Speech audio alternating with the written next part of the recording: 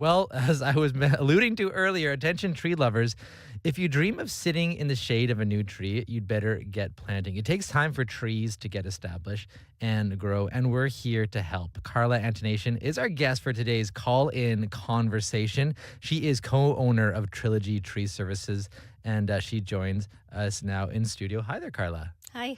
So, and before we kind of get chatting with you, I just want to put the number out here for folks. If you have your questions about trees, maybe you're thinking of planting one, maybe you've got one that you're kind of worried about caring for, or, maybe you've got a dead one. You're trying to think about how do I get rid of this thing? Give us a call, and Carla is here to answer your questions. That number to call, 204-780-0893. That's 204-780-0893. Or out of town, if you want some toll-free action, 1-800-268-5483. That's 268-5483. Well, Carla, so months ago it seemed we might have a bit of an early summer, but then things cooled off and it got really wet. So how does that impact our trees? I think that the trees are actually moving along as they should. Okay, good. But it's really altered our perception of where spring should be, though. Okay. We think it should be summer by now. But Yes, yeah, totally. the trees are actually on track as to where they should be. Okay, that's really good to hear. And we've actually got a question for you already. We got an email from someone who emailed in earlier. It's from Paul. So he says he has many trees on his property, a lot of them dead trees, and he cut down about 12 a couple years ago. He cut them into like 6 or 7 foot long logs, but now he actually wants to get rid of them. And he's wondering, is chipping the way to go, or he's also thinking of just getting them trucked to the dump? Like, what do you think is the best way to get rid of some trees on your yard? Chipping is a good way to get rid of them because then you can reuse the mulch, but just be conscious of what species they are. Right. Imagine if they're elms, is that something? If they're elms or ash, they should probably go to the dump. Okay. I mean, they have to go to the dump. Mm-hmm.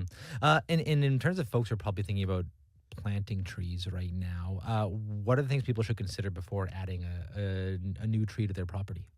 I think they should look at where on their property they're planting it and how much room they have, because that's going to dictate what size of tree they can put in. Right. And it's not just the overhead room for a tree. You have to think about how much space you have in the root zone, because soil volume has a big impact on how well the tree is going to do over time. Mm-hmm.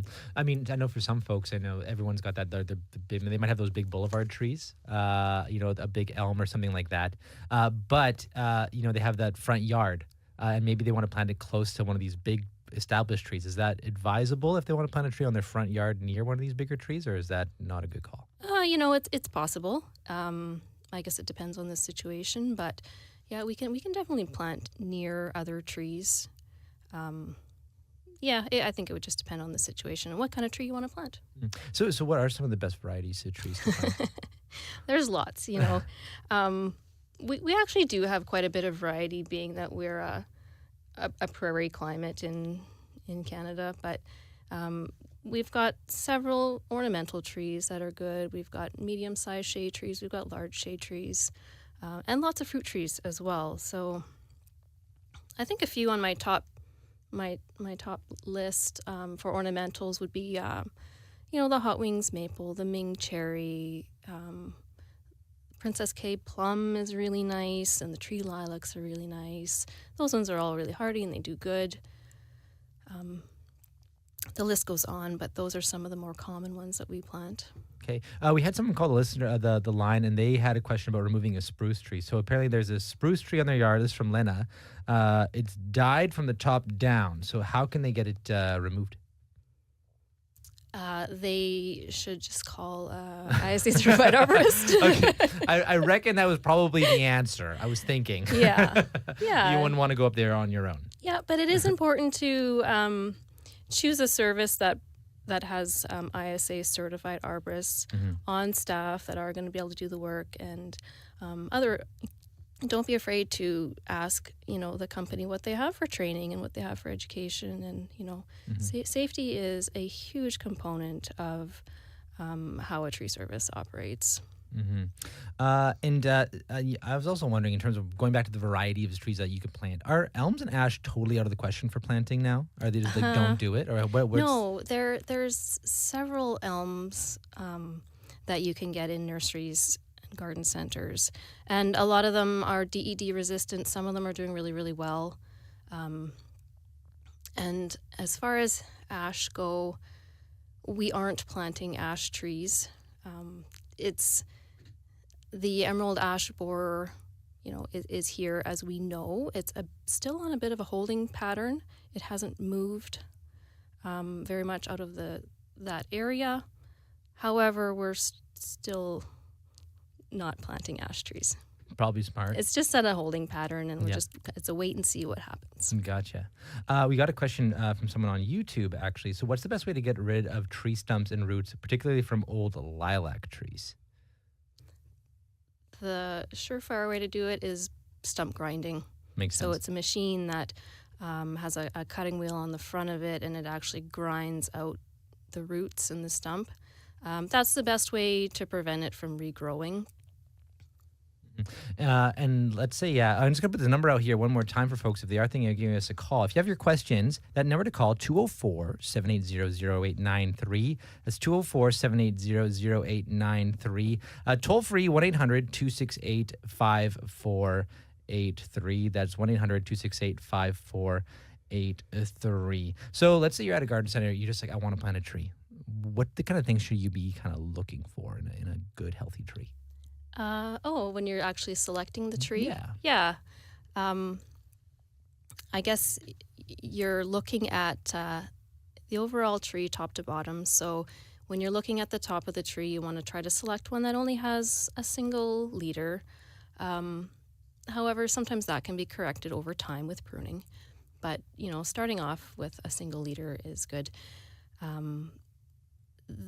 would say one of the more important things to look at is the trunk and the root ball. So on the trunk, you don't want to select a tree that's got an old wound on it or a fresh wound on it. And then when looking at the root ball, try to figure out if the roots are near the surface of that root ball. So you don't want a tree that has, several inches of soil on top of the roots, because that means that there's soil against the trunk. And it also means that there could have been a lot of root loss when the tree was put in the container, and it also could lead to circling roots. Okay, well, we do have a caller on the line, and I actually didn't bring the phone over here, so 1 second here. So we've got Irene with the call. Hi there. Oh, 1 second here, Irene. Let me just I got to grab the phone here. 1 second. Hi there. Is there Irene on the line? 1 second here. Hi, Irene. Hello. Hi. Sorry, I realized I didn't have the phone nearby me, just like I did my script earlier. Irene, so you've got a question. Go ahead. Hi. I have a 2-year-old autumn blaze maple, and we had the August hailstorm last year, and it was damaged from the west side. The tree is only like maybe 1.5 inches, 2 inches as far as the trunk. So the west side has scarring and some pitting on it. And I'm wondering if there's anything we should be doing to it to make sure it still thrives, because it's looking a little sad this spring. Okay, I just missed a little bit of that first part. I heard there's a wound on the trunk. I'm sorry. So what happened is the hail only hit the tree from the west side. And so there's scarring, and there's parts of the trunk where there's part of the bark is missing, but only on the west side.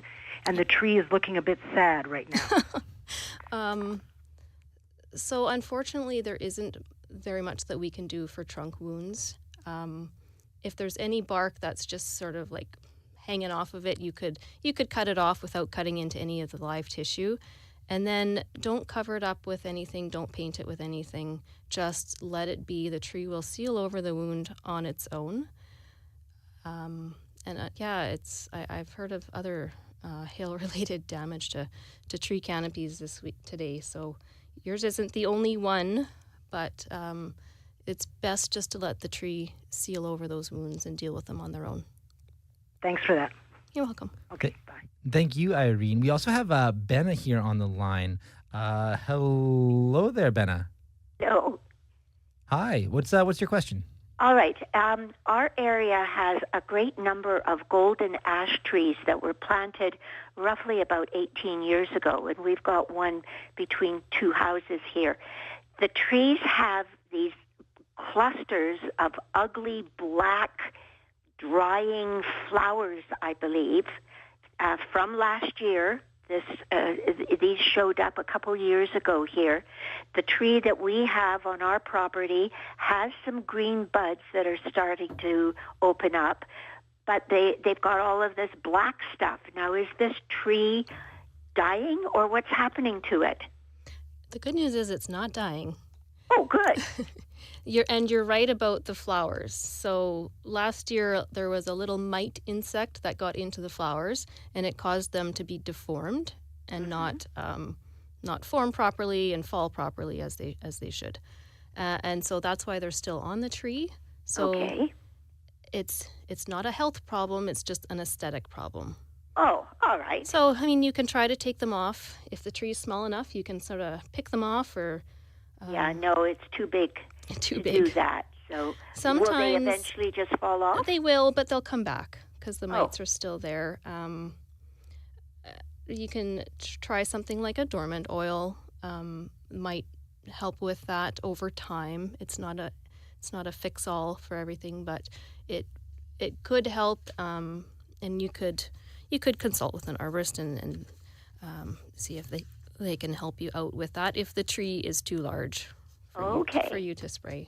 All right. Well, I'm glad to hear that the tree is still all right. Yeah, it is. Thank you very much. You're welcome. I was hanging out with suspense too. These black things, I'd be thinking like this thing is dying for sure. Thanks for that call, Ben. And if you want to keep calling, we have some more people on the line, but we still have lots of time for more calls. So if you do want to call, 204-780-0893. That's 204-780-0893 or 1-800-268-5483. We have Judy on the line here. Hi there, Judy. Hi. Hi. What's your question? In my neighborhood, there's a lot of linden trees, and I don't understand why they keep planting so many linden trees when they have so many different kinds of droppings. Like it seems every 2 weeks it's dropping something else. So I guess that's more of an editorial opinion there. I mean, I don't know how you feel about maybe feel free to weigh in. I know all trees you probably love equally, but these linden trees, why do you plant them? I think maybe the history on that is that linden trees were kind of the go-to after ash trees. Like, we had the whole elm tree, Dutch elm disease, and so once that hit and we started losing trees, and then the city started planting ash and then linden. So those were just like the two most common trees to plant, and that's why we have a lot of them. Linden trees, we do still plant a lot of linden trees because they're a very moderately fast-growing tree. They have very few insect and disease problems. So they're actually doing really, really good in our landscapes. And so, yeah, that's why we have a whole lot of them, and that's why they still plant lindens. Arborist and tree historian. Hopefully that helps answer your call a little bit there, Judy. Sorry. Yeah, so because they have, but seeds, and then a leaf that falls off, and then eventually seeds that fall off. But I guess it causes a lot of trouble with eaves troughs and things. Right. Yeah, that's a common problem with most species of trees. We can't pin that all on the lindens. Well, thanks for that call, Judy. Really appreciate it. Okay, bye-bye. My grandfather, he actually was known, he didn't like the acorns on his lawn, and he would actually go out physically with a vacuum on the lawn, and he would actually vacuum them up. So Couldn't have had a very big squirrel population then. No, not so much. Usually they take care of it. Yeah, no, not so much. I know. Maybe he could have saved himself a lot of time and just dropped some squirrels off on his lawn or something like that. Well, we've got actually another call from Jocelyn. Well, hello there, Jocelyn. Hello. What's your question? My question is, we have a sugar maple, like red maple, not Manitoba maple, that we planted as a little seedling, and we've been nursing it along for about 5 years, and it's about 7 or 8 feet tall, and was doing really well until this year. It seems to be dead. We're not sure, so my question is, should we just hang on and see if it does something, or do we need to replace it? Has there been any movement in the buds? Have they I don't think come out so. at all? No. Well, I think at this point they should have, swelled and leafed out a little bit at least. Okay. So if it hasn't, then I think your tree is done. Oh. Sorry to say that. Thanks so much. Carla, arborist, tree historian, and tree coroner as well. Thanks for that call, Jocelyn. Thank Sorry you. for the bad news. Okay. Bye-bye. Bye. I'm also kind of curious, in terms of when I want to kind of go back to planting trees for a hot second here. Is there a better time? Like, as I've also heard, it's decent. It's sometimes even possibly better to plant them in the fall. Is that true? It's fine to plant them in the fall. Okay. Yeah, you can plant trees up until the ground's too frozen. Okay. And it's a good time to plant. You might find that there's less selection out there in the nurseries to pick from, but it's still a good time to plant. Okay. Well, we've got another call from Mark, and let's hope it's not another case of Carla, tree coroner, on the line here. Hi there, Mark. Hey, how's it going? Good. What's your question? I've got an armor maple, a couple of them in the yard, and we had planted, probably 10 years ago, so they're not super big. But they get these little red bumps on the leaves every year, and it's like, what the heck is that? And just can't do anything with it. Every year they're there. Doesn't seem to affect the leaves. They just kind of get bigger and bigger with the leaves, but it's like a little colony of bumps. And a little colony of insects to go with it. Okay. Yeah, it's just, again, a little mite, and it's making its home on that leaf, and then the leaf deforms as the insect kind of grows inside that little bump. Okay. And again, it's mostly aesthetic.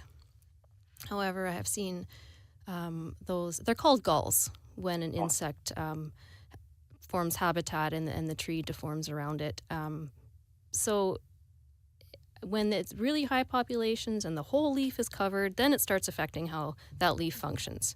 And, if a whole branch is like that, it's a good idea to take that branch off, take away all those insects, just to reduce the population in the tree. Okay. Sounds good. One quick follow-up question. A lot of my trees have a moss growing on it. Would that really hurt the tree? No, Like it a shouldn't. lot of moss all the way up? No? It just means that it's probably shady and it probably stays damp. All right. But it doesn't hurt the tree. Cool. Thank you. You're welcome. Bye. I just had a friend who got back from Costa Rica, and I think just compared to Manitoba, he was like, there's a lot of things growing on trees down south. Like, he's surprised by how symbiotic a lot of everything is with all the stuff growing on trees. It's when you amazing. It is really amazing how much they host so many other plants, especially in tropical regions. Speaking of hosting other things, one thing that we really don't want to see on our trees, caterpillars. I know every year it's like right now it's like the kind of perfect moment. We don't have mosquitoes. The trees are blooming. It's fairly nice outside. And I look at the leaves. I just think, please, no caterpillars this year. What do you know about caterpillars and what we could maybe do to even maybe prevent them from eating up all our trees and making everything gross? Well, they have been spotted already, so Oh no! worm season is officially here. Where you've spotted them personally, or Our arborists Okay. that were out and about throughout the city? Hey, I've seen them, yeah. okay, and is But that just like recently. Mhm. And are you able, based on what you see, to give a prognosis, or is it It's simply very early. right? It's very early. They likely all haven't even hatched yet. Mm-hmm. So, controlling the worms in the trees is really, really good, not just for your property and your sanity, but also for the tree itself. Because it's really hard on trees once they are defoliated. They have to use a lot of energy to either regrow trees or they just don't have that leaf canopy to produce food throughout the summer. Right. So in terms of worm control, is really the only thing you can do is the band, or what kind of things can you do to actually control them? The most effective way to control them is the BTK spray. Banding actually does not control most of the worms that affect our trees. Okay. So the elm spanworm is the one that's been most harmful over the past several years, and the bands do not control those worms at all. We do still have time for some more calls, maybe one more potentially. So see if you can be that person. 204-780-0893. That's 204-780-0893 or 1-800-268-5483. That's our toll-free number.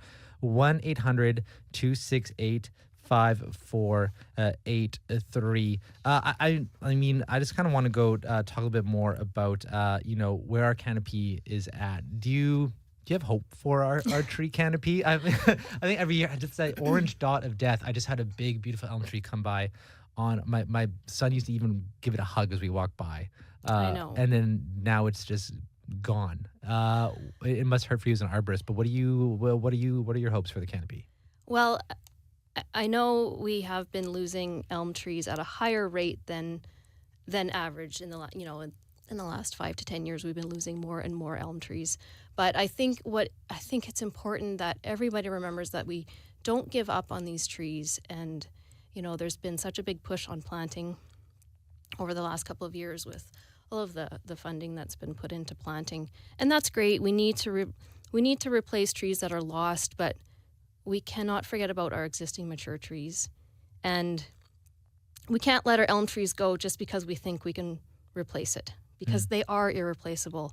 So I think we need to just keep our elms and our oaks in mind, and we really need to pay attention and care for those trees. Our lines are actually currently blowing up right now, but we do have time for one more call, I think, from Kirk. Kirk, what's your question? Hi there. I have a silver maple, and it's probably about 30 years old, about, 3 stories tall. It's been there since we've moved here. We recently did some landscaping on that side of the property, and I think because we did that, I don't know, it might have affected the way that the soil drainage is working, but that tree is not so healthy over the past couple of years. The leaves are less, are smaller, and they're less green, and they turn yellow earlier, and the tree just doesn't look healthy. I'm trying to figure out how I can bring it back to life, or if I can. That sounds pretty typical. Likely the roots were disturbed when the construction happened, so either the roots were cut or grade changes happened. So you need to look at adding to the soil, like remedying the soil to help that tree along, whether it be aerating it, or you might even need to provide some more nutrients for that tree. But unfortunately, sometimes if too much root damage happened, then there isn't much that you can do. So again, I would just say, consultation with an ISA arborist would be your first step, and they could guide you as to what could possibly be done for the tree. Hopefully that helps, Kurt. Well, Kirk, thanks for that question. We do have someone else on the line. I know it's Polly, but we are coming up to the end of the show. So, Polly, stay on the line. And Carla, I'm assuming you're good for a couple more minutes to stick around for some questions once the show's over. But in the meantime, thank you so much, Carla, for joining us. You're welcome. That is Carla Antonation. She is a arborist, tree coroner, tree optimist, tree historian, and the co-owner of Trilogy Tree Services. Well, at 12:58 right now, just a big thank you to everyone who helped put together today's show. Travis Peterson was making us look good on YouTube. Our tech, Daniel Friesen. Director, Dylan Longhurst. Our show producer, Nelly Gonzalez. Senior producer of audio is Leif Larson. And I am Corey Funk, sitting in today for Janet Stewart. I hope you all have a lovely long weekend. It's going to be a wet one. There is severe thunderstorms. Watch in effect for southwestern Manitoba. But I hope whatever you find yourself doing something you love with the people you love this weekend. All the best. And you're listening to CBC Radio 1, and coming up next, CBC Podcast Showcase. See ya.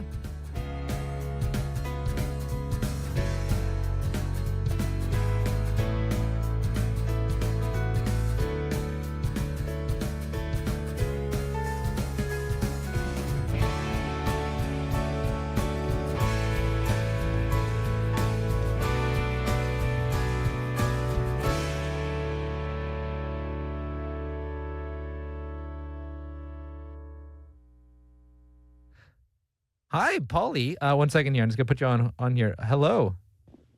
Hello? Hi, Polly. We got Carla here, and she's game to answer your question. Go for it. Okay. I have a row of spruce trees. They're very tall, and the branches are drying. And this happened also about 10 years ago, and I sprayed them with cold water, and they seem to start growing tiny little branches. up the trunk. But what do I do now with the dead branches that are way up there? Well, you prune them out if you can. That's what we have been doing. Yeah, that's probably the best thing you can do. And then just general care for the trees. So just make sure they have adequate water. And that's likely why you've got dead branches, is because over the last several years we've had very dry summers, very hot, dry summers. Yeah, we've been watering them. And spruce trees just not enough. Don't like that, and they don't like hot soil either. They don't like hot soil? Like hot root zones. So mulching the area can really help. But with the dead branches, just prune them off. Unless there's a disease maybe on the needles, I couldn't say from here whether or not that you'd need to do any spraying, but you could have somebody out to take a look at them. Chances are, though, it's probably just more environment related. Oh boy, yeah. Have you got a lot of them? Like, is it a whole row? Not the whole row, because it's peppered in between some of the good trees. Oh, okay. Like, it's a row of spruce trees, but there's 2 rows of spruce trees, and say there's about 10 trees, and then one dead. The one has this these branches that are dead, but not all the way up to the top, and not all over. And I'm wondering, is there a bug, or is that could be disease related? Probably more disease than insect, I would guess. All right. So it might be worth having someone out to take a look at it. Or just cut that tree out. I guess if it's that far gone. Okay. Thanks. Thanks, You're Polly. welcome. Thanks for listening, calling in. Appreciate it. Have a good one. Thank you. Yep. Bye-bye. Bye.